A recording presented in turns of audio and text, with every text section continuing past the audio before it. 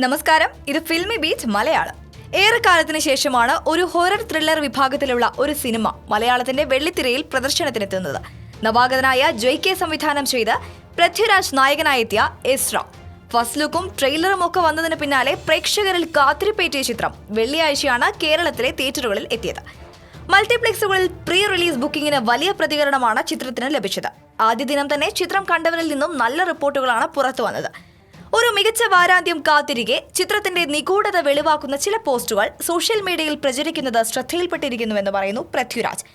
ചിത്രത്തിന്റെ സസ്പെൻസ് പ്രചരിപ്പിക്കുന്നവരോട് പൃഥ്വിരാജിന് പറയാനുള്ളത് ഇതാണ്: എല്ലാവർക്കും നന്ദി, ഒരപേക്ഷയും. എസ്രയിലെ സസ്പെൻസ് വെളിവാക്കുന്ന തരത്തിൽ ഒട്ടനേകം പോസ്റ്റുകൾ ഫേസ്ബുക്കും വാട്സപ്പും ഉൾപ്പെടെയുള്ള സോഷ്യൽ മീഡിയ പ്ലാറ്റ്ഫോമുകളിൽ പ്രചരിക്കുന്നത് ശ്രദ്ധയിൽപ്പെട്ടു. ഇതിന് പിന്നിലുള്ള താല്പര്യം എന്താണെന്ന് മനസ്സിലാകുന്നില്ല. പക്ഷേ ഒന്നറിയാം, ഇനിയും ചിത്രം കാണാനുള്ള പ്രേക്ഷകരുടെ കാഴ്ചാനുഭവത്തെ അത് ദോഷകരമായി ബാധിക്കും. മലയാളത്തിൽ ഇതുവരെ അന്യമായിരുന്ന ഒന്ന് പരീക്ഷിച്ചതിൽ ഒരു നടൻ എന്ന നിലയിൽ അഭിമാനിക്കുന്നു. സസ്പെൻസ് വെളിവാക്കുന്ന രീതിയിലുള്ള പോസ്റ്റുകൾക്ക് തടയിടാനായാൽ ഞാൻ കടപ്പെട്ടവനായി എന്നും പൃഥ്വിരാജ് പറയുന്നു. ഫേസ്ബുക്കിലൂടെയാണ് പൃഥ്വിരാജ് പ്രതികരണവുമായി രംഗത്തെത്തിയത്.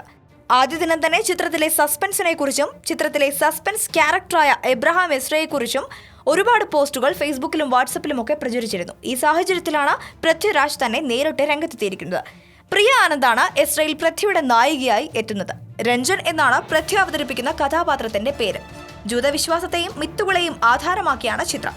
ഫോർട്ട് കൊച്ചിയും ശ്രീലങ്കയും പശ്ചാത്തലമാക്കുന്ന ചിത്രത്തിൽ ടൊവിനോ തോമസും ഒരു പ്രധാന വേഷത്തിൽ എത്തുന്നുണ്ട്. സുജിത് വാസുദേവാണ് ഛായാഗ്രഹണം. ജൂതഭാഷയിൽ രക്ഷിക്കൂ എന്നാണ് എസ്ര എന്ന വാക്കിന്റെ അർത്ഥം.